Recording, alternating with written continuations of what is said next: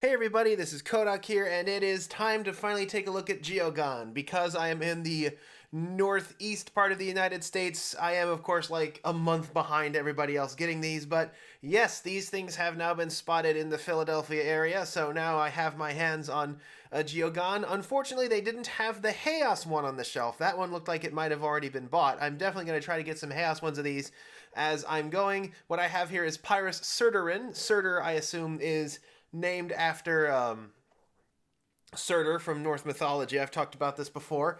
But anyway, let's have a quick talk because for some reason these things have been making some people cranky, and I really don't get it. I have known that Bakugan was going to be getting support pieces like Geogan basically since the beginning. In fact, it's something I look forward to because looking back, things like Battle Gear and stuff were like the thing that helped inject life back into the Bakugan brand in year 3. After year 2 it was kind of flagging, and it wasn't quite as healthy. Battle Gear brought a much needed boost. Battle Gear were awesome. What they do is they offer a small boost in your power, and they also have special effects depending on the situation in which they are played. If they match a Bakugan's attribute, or if they match the current card color, they could have additional effects, which were really beneficial. I couldn't find my copy of Vylantor for some reason. Maybe he's off on hiatus or saving some other galaxy.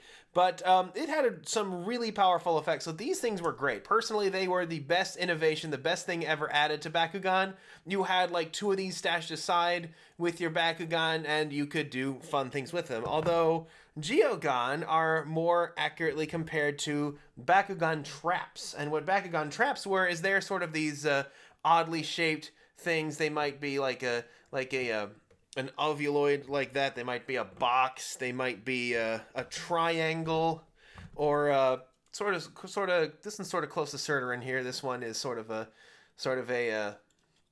I'm not sure what this is called. It's not really called a cylinder, but I'm not sure what the name is for a cylinder with a curved end like this. But this is actually one called Highlash. This is a similar one. It's got a cool feature where it stands up. But what traps did was that a trap, when you put it into play, you could choose.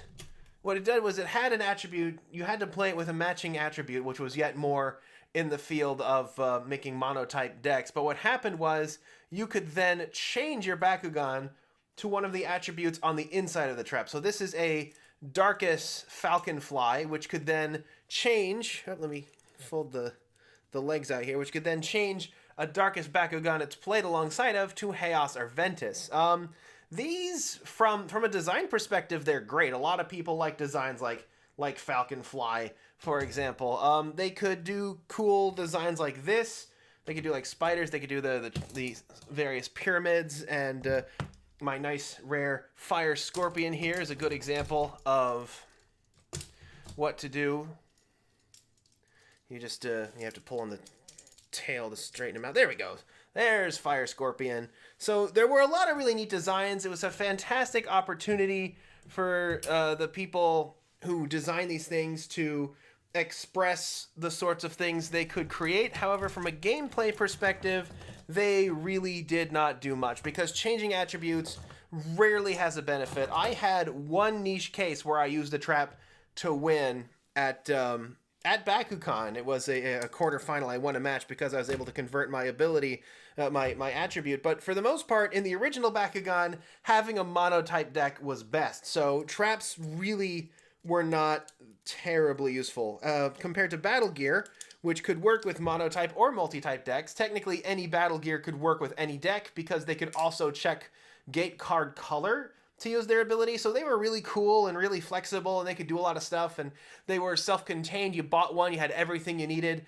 So last year, we got 2 major innovations. We got the fusions. We got those second, actually, but this gives me a chance to show them off. Like, this is my mildly rare Feral Cross Gilator, which came with the Baku-Gear, which was supposed to be like the Battle Gear. However, you did not actually need the toy in order to use them in the game. And I was actually a little disappointed by this because I like that engagement factor. I like that it just self-tracks, just slap it down there, and it's like, I'm using this as well, and it self-tracks, it does everything automatically. I actually really liked that element. So Baku-Gear were still well received, though. Some people mentioned the fact that you didn't actually have to have the toy, but what most people liked about the Baku-Gear was that they added to the card game. Like I was saying with the Battle Gear, Baku-Gear, they were a new card type. You could attach one, maybe even two,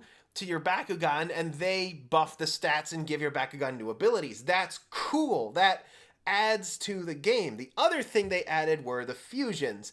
This is, like I said, this is Feral Cross Galator. It starts as Feral and Galator Ultra, but then if you pay its fusion cost, it turns into Feral Cross Galator Ultra. I don't know what other people on their videos refer to the how they differentiate between the unfused and the fused forms, but if I say and, it's the front side. If I say cross, it's the fused form.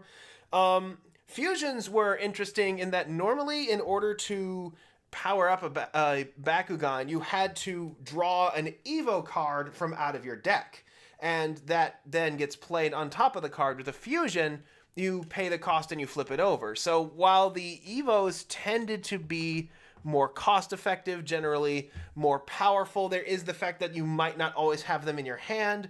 They might get milled or discarded. A fusion, to my understanding, has no countermeasures.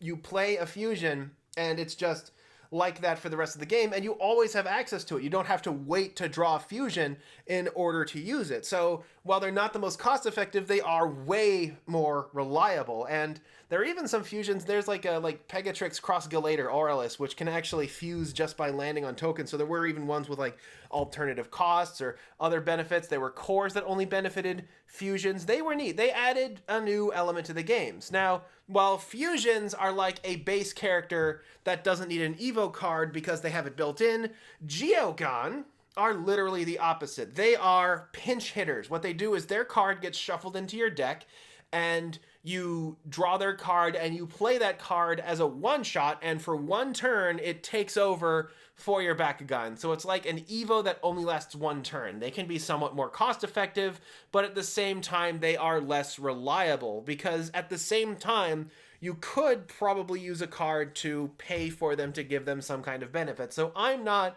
entirely sold on Geogan as a mechanic, but the reason people are cranky is because their support pieces like Battle Gear, like traps at all. And like I said, I don't see it. I've expected support pieces from the beginning. I honestly thought that they were going to be like Battle Gear, like they were little guys like traps, but they behaved like Battle Gear in that they're like off to the side on their own special card, which then, you know, you like pay a cost to charge up that card to then use it. And then you call in your little guys an assist, you know, the way you'd play like a Battle Gear or Trap. Like, I call in my guy for an assist to give myself plus 200 or something like that.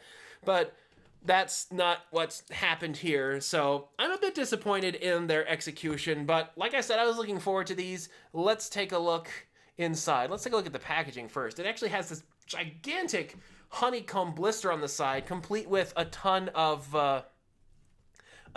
extra cardboard that that covers it up. It makes it a little hard to get some good light in there. I hope you guys can see that, because normally it's just the bubble shell on top. This is the first time I've seen them add the the cardboard on there. I don't know if that's a feature of the show. It kind of reminds me of like the Borok hive from like Bionicle, where you had all the Borok inside the hive and they would pop out and they'd go like rawr, and that was pretty cool. Quick look on the back. He looks a bit goofy here. He does have some translucent part. Pop open Baku action, and these characters actually drop down. Oh, they're dropping him on a pentagon? That looks like a pentagon there that they're dropping him onto. Includes 1 Geogan, 2 ability guards, 1 gate card, and 1 Bakugan toy battling rule sheet. So these guys do not come with cores. I guess that's to be expected, but I am a bit disappointed that they don't come with some additional cores, considering that these things are $13. Are they worth the price? Probably not. So looking at the back, we have Arcleon, which I saw a lot more of. Viperagon, Sluggler. This is Surtur, which we have here. Stardox, which is the Aquos one. Sluggler. Oh, there's Diamond Sluggler. Okay. I don't think I saw that at the store. I saw regular Sluggler. And Mutasect, which is what I was hoping to get because it comes in Chaos. It says Bakugan toy battling rule sheet. Does it come with a checklist? That's the big question. I remember last time I opened one of these, it was actually this one, Feral Cross Gillator Ultra, where instead of a checklist, it was an ad for Champions of Vestroya. I've talked about that enough. Let's move on. All right, and here we have our setup here. Here's what we got. We, of course, have our boy SURTURAN, who's in this barrel shape, similar to Highlash, slightly larger than Highlash. We also have his card. We only get one copy of the card. However, the card is rarity rare, so it's the equivalent of an uncommon to any other game.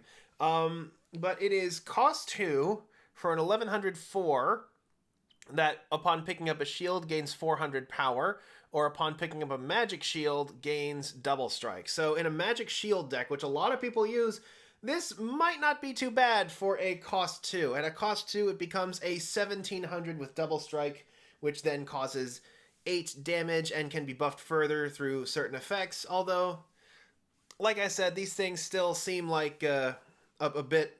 like SURTURAN seems like it fits the mold for a good, maybe more toolboxy sort of Geogun, because it is cheap and it essentially counts as a reroll. Playing a Geogun, you can play a Geogun anytime you are allowed to reroll. So even if you miss on your turn, you can play a Geogun even if you miss your roll. So SURTURAN can be played in an emergency. At cost of 2, I can see that having some beneficial effects, although the fact that it essentially has a built-in free reroll is counterbalanced by the fact that if you use a Geogun to fight with, it does not count towards your win condition of... It does not count towards you getting the almighty 3-shoe beating, which is the team attack. Geogun does not contribute towards a team attack, so you are pushed one turn back from that, but SURTURAN seems like it might have some potential. Like I said, a nice low cost with some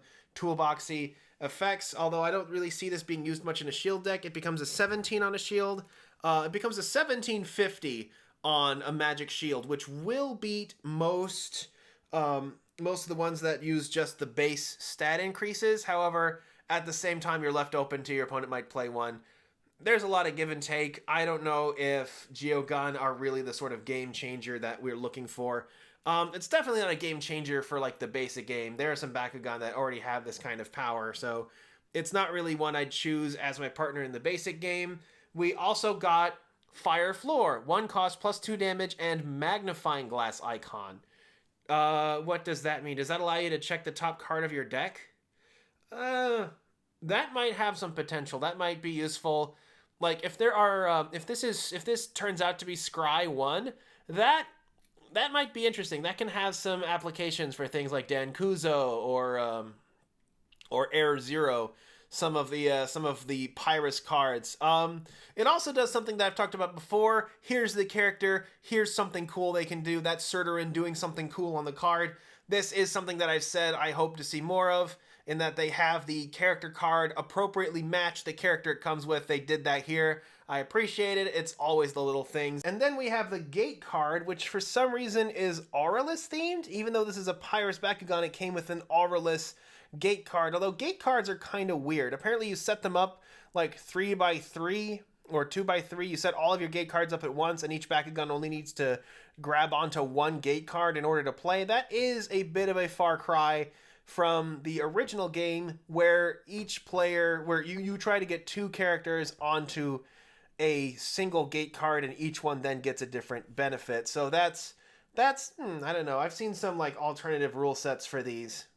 So let's take a brief look at the boy himself. Like I said, barrel shape, it has a mixture of clear and non-clear pieces. We have a special icon on where the magnet is, a sort of a hexagon shape with a triangle in the center. I guess that's how you don't confuse it for a regular Bakugan, but you know, who's really gonna have that kind of confusion? Some pretty basic color schemes, some of that nice bright orange, not much else. Let's see how he transforms.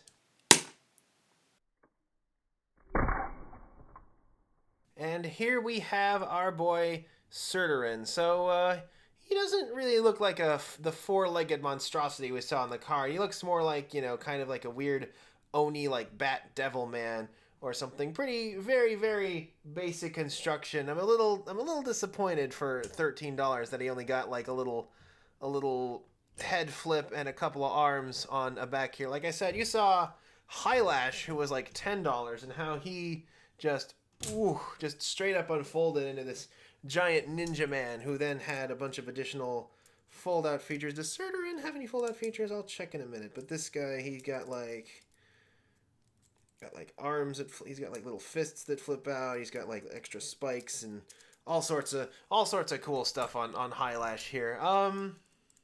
I have seen some that look a bit more complex. He's pretty simple. I guess he is supposed to be a simple character, as he does only have a base cost of 2. Like I've said, I'm not sure if that's a competitive sort of cost or design for the state of the game, where even since like year 1, we've had characters that just come out of the gate at like 1500 by picking up a magic core. He might have some uses. He might not. Pretty basic closure as well. You just like he has this neat thing where he has like these shoulder pads on his back, where you just fold up his head.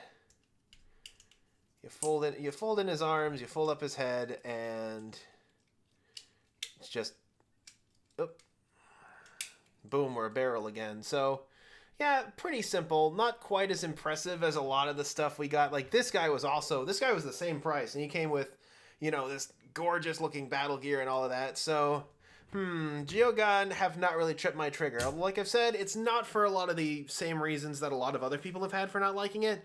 I just don't think it's it seems like a bit of a dead-end design gimmick. I was hoping for something more that acted like an assist character, rather than something that you have to pull from the deck and then spend your turn playing, rather than playing the cards you'd rather be playing, like the cards that increase your B power or Evo or whatever. So Geogun are a hard sell. Unless some come out that have some really interesting effects, I'm not sold on them as a concept. So yeah, that's a look at SURTURAN. I actually managed to pick up a brawler pack too, so we'll get the chance to look at even more in the future. Until next time, this is Kohdok signing off.